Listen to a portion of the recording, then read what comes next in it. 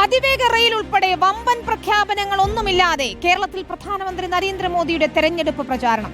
തിരുവനന്തപുരത്തിന്റെ നഗരവികസന രേഖ പ്രധാനമന്ത്രി അവതരിപ്പിക്കുമെന്ന BJP വാഗ്ദാനം പാഴ്വാക്കായി. ശബരിമല സ്വർണ്ണക്കൊള്ള ആയുധമാക്കിയായിരുന്നു മോദിയുടെ പ്രസംഗം.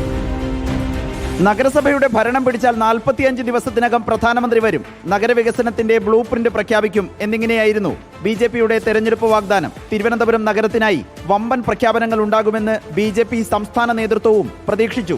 സിൽവർ ലൈന് ബദലായുള്ള കേന്ദ്രത്തിന്റെ അതിവേഗ റെയിൽ പദ്ധതി പ്രധാനമന്ത്രി പ്രഖ്യാപിക്കുമെന്ന സൂചനയും ശക്തമായിരുന്നു. എന്നാൽ പ്രഖ്യാപനങ്ങൾ ഒന്നും ഉണ്ടായില്ല. തിരുവനന്തപുരത്തെ രാജ്യത്തെ ഏറ്റവും മികച്ച നഗരമാക്കുമെന്നതാണ് പ്രധാനമന്ത്രിയുടെ ഏക പ്രഖ്യാപനം.